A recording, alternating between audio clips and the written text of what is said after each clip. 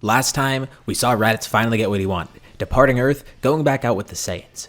Although he may return in the future, but we're still not done with Earth. There's more to come, and we'll be seeing some of that in this part 6 of What If Bulma Was a Z-Fighter. As you'd probably expect, this is going to be one of the scenarios where Bulma and Yamcha end up together. With how everything's gone, their relationship has strengthened, and they never break up. By this time, I'd say they're even married. Speaking of relationships, there's also Goten in the picture now. Like we saw last time, it's a relatively peaceful period on Earth. Chi-Chi still does want her kids to study and such, but now that she's found a great balance for Gohan's training and studying, they all have one, which includes Goten, so he's going to have a pretty different upbringing. And Goku, well, he's Goku. He's going to continue getting stronger and stronger by the day. And Chi-Chi doesn't give up on it either. Everything that's gone different in this scenario has led up to her being the same way. It's business as usual for everyone else. Piccolo, Krillin, Ten, everybody. And especially Bulma. One day, she's in her lab like she usually is, trying to build different things and mess with them. To do this, she does have her scouter on. It's been really helpful when it comes to fixing and building things. It's honestly one of the greatest ideas she's ever had, even though it originally wasn't hers. While working on whatever gadget she's working on, she drops a small part to the ground. Turning around to pick it up, but then she looks out the window because her scouter picks up on something out there. Something that she wouldn't have seen with the naked eye. It detects a small power source right in front of her. The scouter zooms in and it sees what looks like a bug, but it clearly isn't a bug. It's some sort of robot. Quickly she stretches a hand out, immobilizing it with telekinesis. Now that she has it in hand, the first thing she notices is the fact that it has a Red Ribbon Army symbol on it, which really does concern her. First of all, what is this and why is it here? And second of all, does that mean that the Red Ribbon Army is still around? It can't be. Are they being spied on? Well, if they are, thankfully this will lead her right to them. This little device is cool, but it's pretty easy for her to take apart and basically reverse engineer. Also figuring out where it's programmed to go back to and who to report to. And even better, these things are being passively operated. Not remotely controlled by some person, but a computer's controlling them, and that's what it's reporting to.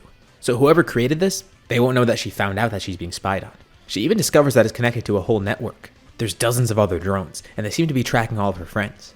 Of course, she immediately informs them too, and says it's all under control. All they need to do is simply go to the lab that these came from, and then their problem will be solved. She doesn't know who it's reporting to, but just where it's reporting to. A small group of fighters shows up at Jiro's lab, including Goku. Jiro can't believe he's been found, and even worse, Goku's here too. He's not nearly ready to fight him. Jiro's in the middle of turning himself into an android. That's not done yet. And androids 17 and 18 aren't ready either. He is working on them, but they're not complete. He still needs to control them. Just the physical upgrades of them are done. Jiro is pretty easily defeated, and they look around the lab to see what else is there. There's a bunch of failed android projects too. Bulma looks around collecting all the data she can because some of this is pretty interesting. She does remember hearing about Jiro.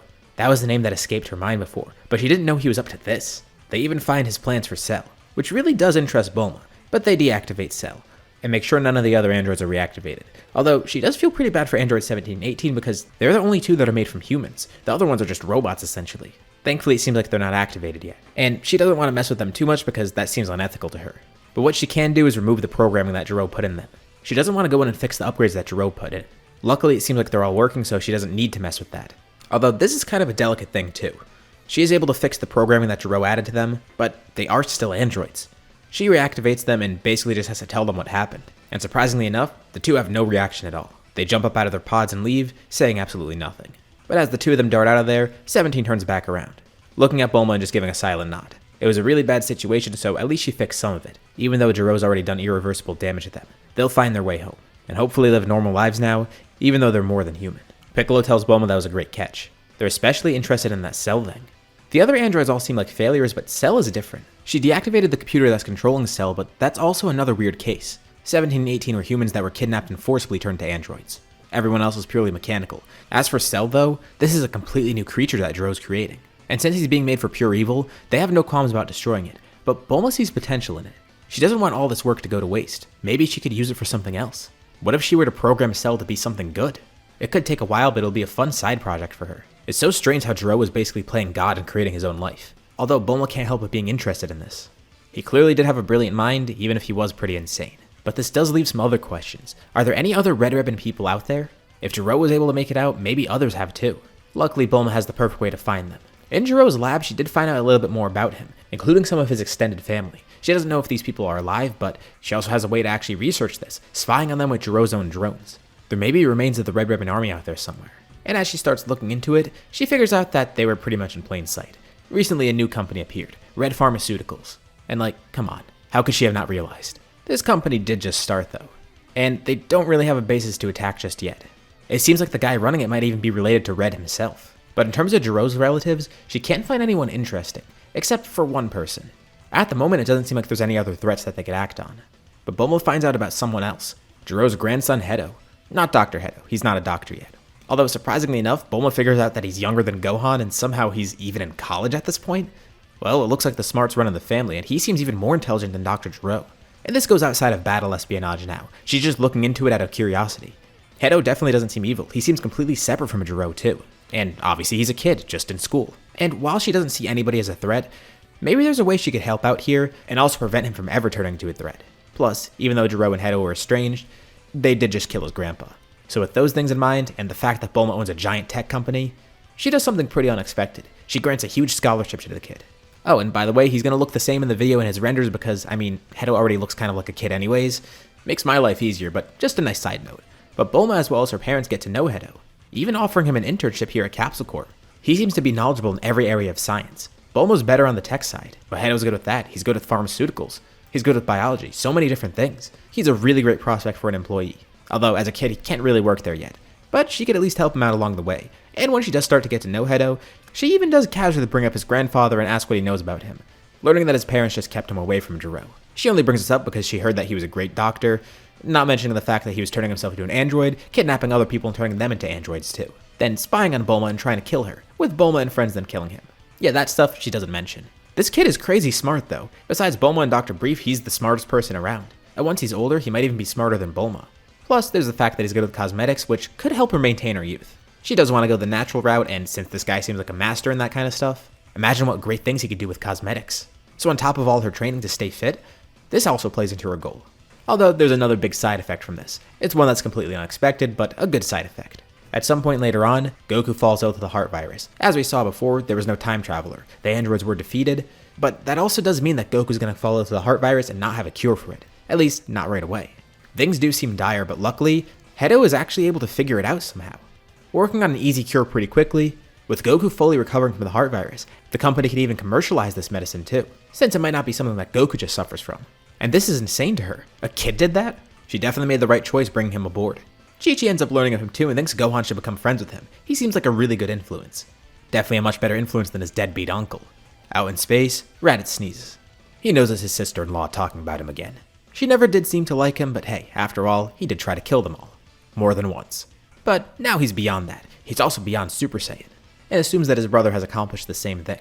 Raditz's life is going pretty well now. Vegeta and Nappa have just unlocked Super Saiyan for themselves, and Raditz, well, he's mastered it by now. Still above both of them in terms of power, and in terms of the level of the form that he's using. Vegeta still hates this because he's the prince. He should be the one at top. But nope, it's Raditz. And luckily, there's nothing to worry about for Raditz. No more Frieza, no more King Cold, no more Cooler for that matter too. Life is good for him. And let's actually go back to Earth. Just like Raditz theorized, Goku already did figure out how to master Super Saiyan way before Raditz did. Not just that, but Gohan's on the path of doing the same. Goku's just naturally better at that, and they did have help from the scientific side too thanks to Bulma. And it makes Piccolo wonder if he could ever get a transformation like that too. He does keep up his training, somewhat isolated from everyone, which does backfire at some point, because out of nowhere, Piccolo encounters someone strange. It's a foe that he instantly recognizes, although he has a new coat of paint. It looks to be cooler, but for some reason he seems to be made out of metal now. He thinks he's seeing things, but no, this is actually cooler here. With Piccolo being Piccolo, he tries to get more info out of him. Maybe he's some sort of creation by Dr. Jiro, and that's what he assumes, asking if he's some fake recreation of Cooler made by Jiro. Cooler says he has no clue who Jiro is. He simply says that the big Gete star allowed him to cheat death, bringing him back to where he is now. And with this new body, they're not going to be able to defeat him again. Well, Piccolo doesn't think it'll be that hard. He quickly powers up and is able to defeat Metal Cooler, destroying him completely, although the little parts of him that scatter about, they start vibrating and start to reform into Cooler again. He fully regenerates, thanking Piccolo. He's going to grow stronger from that. Piccolo does this again, and it's a bit harder to defeat Cooler this time, but he still wins. And this time he's sure to destroy every little bit. This one doesn't reform, but in the distance, Piccolo sees another Metal Cooler coming towards him, launching in at Piccolo, fighting evenly with him. He told Piccolo, with every injury he takes, he's going to grow stronger. Sensing the spike in power, some other people come to help Piccolo, with Goku, Gohan, and Chi-Chi being the first to arrive. Terrified to see that Cooler's back, but Piccolo tells him to not fight him. Every time he injures this guy, he grows stronger, and he regenerates from it too. They need to just hold him off for now, and figure out what to do next. They need to wait for Bulma to show up. If anyone can help, it's going to be her. But Cooler can see right through her plan. He knows they're probably just waiting for her to appear and thinks that she's going to save the day. But he says they're wrong. He knows that he has to watch out for her. And not just that, If she does show up and figures out a way to defeat him, he has a lot of measures in place to prevent that from happening. He didn't come back here unprepared. Again, he was able to cheat death, and he's not going to waste that opportunity he was given. More metal coolers appear, one for each fighter. They're basically treading water at this point.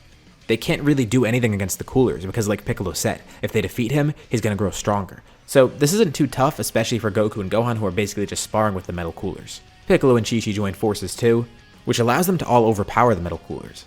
But they come to learn, it's not just injuries that'll cause Metal Cooler to grow. Just from the fights, he's learning. He knows all their moves. He's learning to fight better against them. He's continuously growing. They start losing ground quickly. And luckily enough, a lot of the other fighters show up. Krillin, Ten, Yamcha, and Bulma all appear. Sensing this battle going on, with Piccolo trying to quickly fill them in. It seems whatever this big Gete star is, it's the source of this. They need to find where these metal coolers are coming from, or where they're being controlled from for that matter. But what the hell's the big Gete star? This definitely came from space. And calling it the big Gete star makes it sound like it's some giant structure.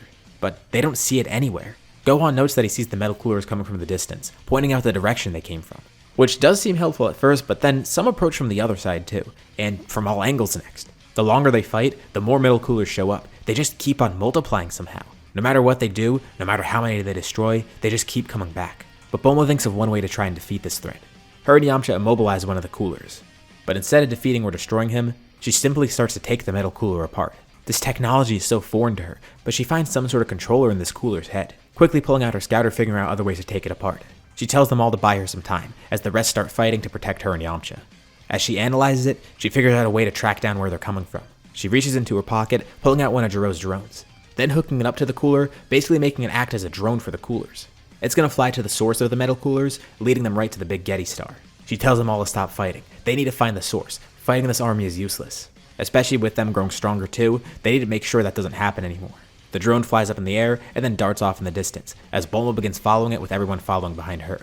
Goku and Gohan go ahead of the group, plowing through the entire army, with the others all fighting through them. There's thousands of the coolers now. The whole landscape is being taken over by them. They fly miles and miles away, only being able to go as fast as the drone can go. But at some point, Bulma jumps up in the air, grabbing onto the drone because they could clearly see it now.